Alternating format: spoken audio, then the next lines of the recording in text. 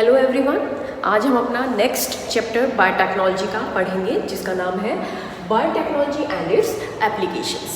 Biotech के बारे में काफ़ी हद तक हमने पीछे चैप्टर में पढ़ा है, जिसके अंदर हम लिविंग ऑर्गेनिजम्स का यूज़ करते हैं और प्रोडक्ट्स प्रोड्यूस करते हैं for the human being. Okay, ये प्रोडक्ट्स कुछ भी हो सकते हैं, एंटीबायोटिक्स हो सकते हैं, वैक्सीन्स हो सकती हैं। तो इसकी एप्लीकेशंस हम इस चैप्टर में पढ़ेंगे, किस किस फील्ड में बायोटेक अप्लाई होती है।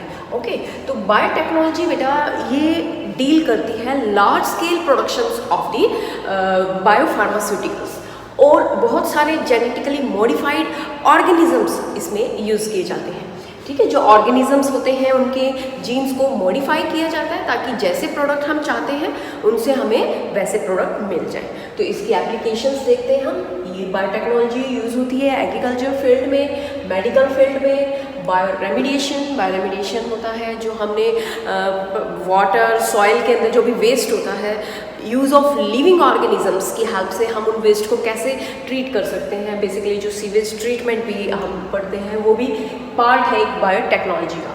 ठीक है, मॉलिक्यूलर डायग्नोसिस, कोई भी डीएनए में डिफेक्ट है तो उसको हम डायग्नोज कर सकते हैं with the help of biotechnology. And energy production, energy production कैसे, बहुत सारे बायोफ्यूल्स बनाए गए हैं with the help of biotechnology. ये बायोफ्यूल्स बनाए गए हैं बेटा वेजिटेबल्स, ऑयल, एनिमल फैट्स की हेल्प से, और ये बायोफ्यूल्स जो होते हैं ये सेफ होते हैं, बायोडिग्रेडेबल होते हैं एंड लेस पॉल्यूटेंट होते हैं। ठीक है, जैसे एग्जांपल है बायोडीजल। बायोडीजल जो है it is very safe and biodegradable as compare to the petroleum based diesel. ठीक है, तो ये इस फील्ड में भी बायोटेक का बहुत इंपॉर्टेंट रोल है। नाउ 3 इम्पॉर्टेंट रिसर्च एरियाज हम देखेंगे जो बहुत ही ज़्यादा ज़रूरी है बायोटेक के लिए।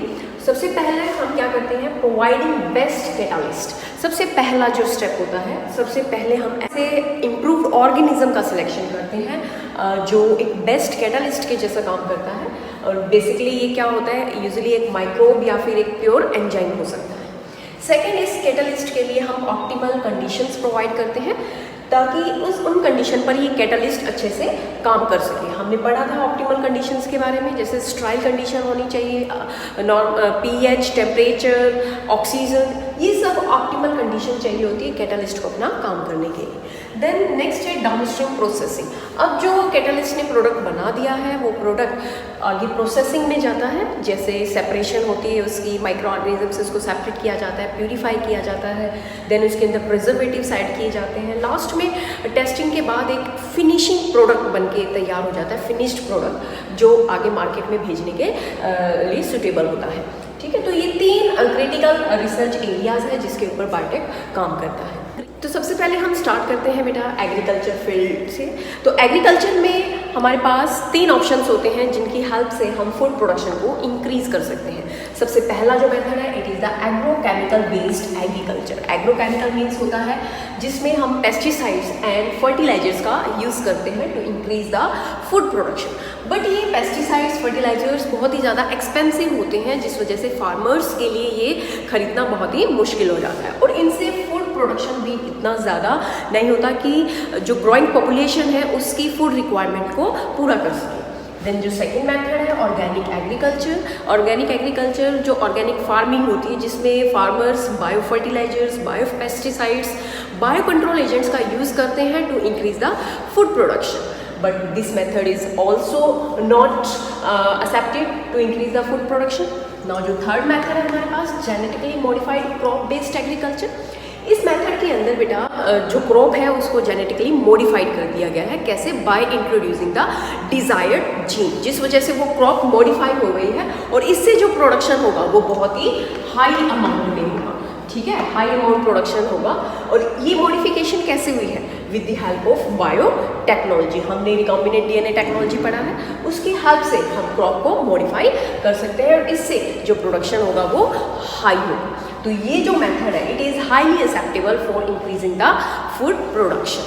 क्रॉप्स और यानी कि प्लांट्स के अलावा बेटा बहुत सारे एनिमल्स, बैक्टीरिया, फंगस, इनके अंदर भी जीन को मॉडिफाई किया गया है बाय मैनिपुलेशन, और यू कैन से मैन ने इनके अंदर भी जीन्स को मॉडिफाई किया है to obtain the various products. Okay, तो अभी हम जो जेनेटिकली मॉडिफाइड क्रॉप है इससे क्या क्या बेनिफिट्स हमें हुए हैं उनके बारे में हम देखेंगे। जो जेनेटिकली मॉडिफाइड क्रॉप्स होती है बेटा, ये बहुत सारे तरीक़ों से यूज़फुल होती है। सबसे पहले जो ये क्रॉप्स होती हैं, जेनेटिकली मॉडिफाइड प्लांट्स और क्रॉप्स जो होती हैं, ये मोर टॉलरेंट होती है फॉर द वेरियस स्ट्रेसेस यहाँ पर आ जाएंगी। कोई भी कोल्ड कंडीशन है, लो टेम्परेचर है, हाई टेम्परेचर है, या ड्रॉट कंडीशन है, या फिर सोल्ट है सॉइल के अंदर, इन कंडीशन के अंदर भी ये क्रॉप ग्रो कर सकती है।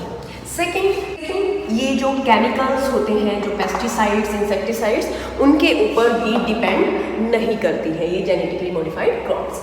देन थर्ड, जो पोस्ट हार्वेस्ट लॉस होता है, पोस्ट हार्वेस्ट लॉस का मतलब है बेटा, जब पूरी फसल बनके तैयार हो जाती है उसके बाद उसकी हार्वेस्टिंग होती है, तो जेनेटिकली मॉडिफाइड ऑर्गेनिज्म और जो प्लांट्स होते हैं उनसे हार्वेस्ट लॉस कम होता है। नेक्स्ट, इन क्रॉप से जो फूड प्रोडक्शन होता है उसमें न्यूट्रिशनल वैल्यू भी हाई होती है। Nutritional value is high in the food. Okay, next है it is the increased efficiency of mineral usage by plant. Mineral usage by plants, क्या मतलब है इसका? इसका मतलब है कि जो जेनेटिकली मॉडिफाइड क्रॉप है उनके अंदर मिनरल्स को यूज़ करने की एफिशिएंसी इंक्रीज हो जाती है, जिससे जो सॉइल की फर्टिलिटी है वो डिक्रीज नहीं होती, वो मेंटेन रहती है। तो यहाँ पे हमने देखा जेनेटिकली मॉडिफाइड क्रॉप्स के कितने सारे एडवांटेजेस हैं, इसीलिए ही जेनेटिकली मॉडिफाइड क्रॉप को ग्रो कराया जाता है ताकि ग्रोइंग पॉपुलेशन के लिए फूड पूरा हो सके। तो एग्रीकल्चर में बेटा जो सबसे पहली एप्लीकेशन हम पढ़ रहे हैं वो है production of pest resistant plant. ऐसे प्लांट बनाए गए जो पेस्ट रेजिस्टेंट है। ओके, अब ये प्लांट जो है ये पेस्टिसाइड्स पर डिपेंड नहीं करेंगे, इनके लिए ऐसे प्लांट डेवलप किए गए हैं कि उनके अंदर अब हमने क्या डाल दिया है, एक ऐसा जीन डाल दिया है किसी ऑर्गेनिज्म से लेकर के कि अब वो प्लांट किसी पर्टिकुलर पेस्ट के लिए रेजिस्ट हो जाएगा। तो ये प्रोसेस अभी हम देखते हैं। तो जो कॉटन, अब जो नई कॉटन आई है वो कॉटन कैसे पेस्ट से रेजिस्टेंट होती है, तो अभी हम बात करते हैं। जो ये कॉटन बनाई गई है बेटा, ये बीटी कॉटन के नाम से जानी जाती है। बीटी क्यों लिखा हुआ है इसके आगे? बीटी, बी बेसिलस, टी मतलब ट्रंचैलिसिस, एक बैक्टीरिया है। इस बैक्टीरिया के अंदर एक ऐसा जीन होता है जो प्रोटीन क्रिस्टल बनाता है। ठीक है, ये प्रोटीन क्रिस्टल इनएक्टिव टॉक्सिन होता है जब ये इसकी बॉडी में होता है, और जब इसको प्लांट के अंदर इंट्रोड्यूस किया जाता है तो ये इनएक्टिव फॉर्म में होता है। बट जैसे ही कोई इंसेक्ट आता है इस प्लांट को डैमेज करने के लिए, तो ये इनएक्टिव टॉक्सिन क्या हो जाता है, एक्टिव हो जाता है। ठीक है, ये वेरियस इंसेक्ट्स हैं जो हमारे प्लांट को इफेक्ट करते हैं। लेपिडोप्टेरन्स, कॉलियोप्टेरन्स, डिप्टेरन्स, ये इंसेक्ट्स की अलग अलग कैटेगरी है जिसके अंदर मॉस्किटोज आ जाती हैं, फ्लाइज आ जाती हैं जो हमारे प्लांट को इफेक्ट करती हैं। तो ये प्लांट के अंदर जब हमने ये जीन डाला, किससे लिया ये जीन? बेसिलस ट्रंचैलिसिस से, इसलिए इसका नाम बीटी रखा है। तो ये कॉटन प्लांट के अंदर जब हमने ये जीन डाला जो प्रोटीन क्रिस्टल बनाता है, ये प्लांट के अंदर इनएक्टिव फॉर्म में प्रेजेंट है। जैसे ही इंसेक्ट आएगा इस प्लांट को खाने के लिए, तो इंसेक्ट के अंदर ये इनएक्टिव टॉक्सिन क्या हो जाएगा, एक्टिव टॉक्सिन में बदल जाएगा। तो ये एक्टिव टॉक्सिन किस वजह से हुआ है? Due to the alkaline pH of the gut. Insect के गट का जो एनवायरमेंट होता है वो एल्कलाइन होता है, तो ये एल्कलाइन पीएच ही इनएक्टिव टॉक्सिन को एक्टिव टॉक्सिन में बदलने के लिए हेल्पफुल होता है। ठीक है, जैसे ही अब इंसेक्ट के अंदर ये टॉक्सिन एक्टिव हो गया तो ये अपना काम दिखाएगा। तो ये क्या करेगा, बाइंड हो जाएगा surface of midgut epithelial cell, जो गट है उसकी एपिथेलियल सेल के सरफेस के साथ बाइंड हो गया, और बाइंड हो जाएगा तो उसके सरफेस पर पोर्स बना देगा। पोर्स बन जाएंगे जिससे स्वेलिंग हो जाएगी गट में, और वो टूट जाएगी, वो जो लेयर है, वो जो सरफेस है गट का, वो टूट जाएगा, जिससे इंसेक्ट की डेथ हो जाएगी। ओके, तो इससे क्या हुआ, ये इंसेक्ट यहीं पर खत्म हो गया, जिससे हमारा प्लांट अब सेफ है। इस प्लांट के ऊपर अब इस इंसेक्ट का कोई भी इफेक्ट नहीं पड़ेगा। ओके, और जो ये प्रोटीन कोडिंग जीन है जो इस बेसिलस ट्रंचैलिसिस से लिया गया है, ये जीन बेटा कोड किए जाते हैं CRY क्राई जीन से। ठीक है, ये जो जीन है इसको CRY क्राई के नाम से जाना जाता है, क्रिस्टल है इसकी फुल फॉर्म। ओके, तो यहाँ पर जो 3 जीन है, 3 क्राई जीन जो इस बैक्टीरिया से लिए गए हैं। Cry1AB जो कॉर्न बोरर होते हैं उसके लिए इफेक्टिव होता है।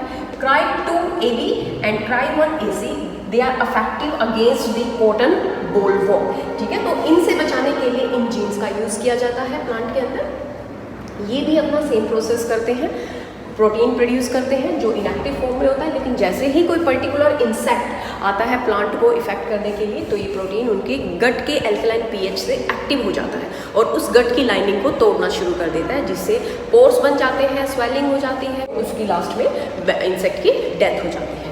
तो ये एक एप्लीकेशन है एग्रीकल्चर फील्ड में जिससे हम प्लांट को पेस्ट से रेजिस्ट कर सकते हैं।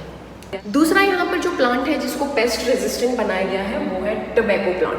टोबैको प्लांट को नॉर्मली जो निमेटोड होता है जिसका नाम है मिलेडोगाइनी इनकॉग्निशिया, ये निमेटोड टोबैको रूट्स को अफेक्ट करता है। तो हमने क्या करना है, निमेटोड की ग्रोथ को रोकना है टोबैको को, ताकि इफेक्ट ना पहुँचा उसके। तो निमेटोड के अंदर जो जीन है वो एमआरएनए बनाएगा, एमआरएनए फिर प्रोटीन बनाएगा और एक्सप्रेशन कर देगा। ठीक है, तो एक्सप्रेस हो जाएगा जैसे ही प्लांट के अंदर, तो इट मीन्स प्लांट के अंदर इसने अपना इफेक्ट दिखाया और प्लांट डिसीज्ड हो गया। ठीक है, अब हमें क्या करना है, इसके एक्सप्रेशन को रोकना है, मतलब एमआरएनए को ट्रांसलेट नहीं होने देना, क्योंकि जैसे ही एमआरएनए ट्रांसलेट हो जाएगा, प्रोटीन बन जाएगा, तो वो हमारे प्लांट को इफेक्ट कर सकता है। तो हमें क्या करना है, इसको यहीं पर रोकना है।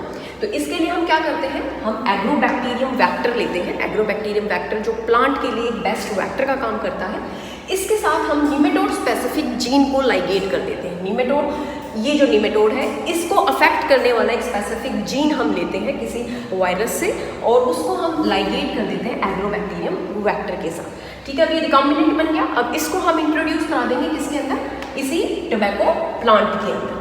तो जब जैसे ही निमेटोड आएगा इस प्लांट को इफेक्ट करने, तो जो ये निमेटोड स्पेसिफिक जीन इस प्लांट के अंदर है, ये क्या बनाता है, ये प्लांट के अंदर डबल स्ट्रैंडेड आरएनए फॉर्मेशन कर देता है। डबल स्ट्रैंडेड आरएनए जो होगा ये क्या करेगा, इस निमेटोड के एमआरएनए की ट्रांसलेशन को रोकेगा। कैसे, जैसे ही निमेटोड प्लांट को इफेक्ट करने के लिए आएगा, इसमें से डबल स्ट्रैंडेड आरएनए में से एक स्ट्रैंड जो कि एमआरएनए ऑफ निमेटोड के कॉम्प्लीमेंट्री होगा वो इसके साथ बाइंड कर जाएगा, इसको डबल स्ट्रैंडेड बना देगा और डबल स्ट्रैंडेड बन जाएगा तो इसकी ट्रांसलेशन नहीं हो पाएगी, क्योंकि डबल स्ट्रैंडेड आरएनए ट्रांसलेशन नहीं करता। ट्रांसलेशन नहीं होगी तो प्रोटीन नहीं बनेगा, प्रोटीन नहीं बना तो इट मीन्स एक्सप्रेशन नहीं हुआ। तो इससे क्या होगा, हमारा टोबैको प्लांट बच जाएगा इसके इफेक्ट से। तो इस प्रोसेस को हम बोलते हैं बेटा आरएनए इंटरफ्रेंस, जो जिसने आरएनए ऑफ निमेटोड की ट्रांसलेशन के साथ इंटरफेयर किया, ओके, और इसको एक्सप्रेस नहीं होने दिया। तो ये भी टेक्निक है बेटा जिसकी हेल्प से हम टोबैको प्लांट को पेस्ट रेजिस्ट बना सकते हैं।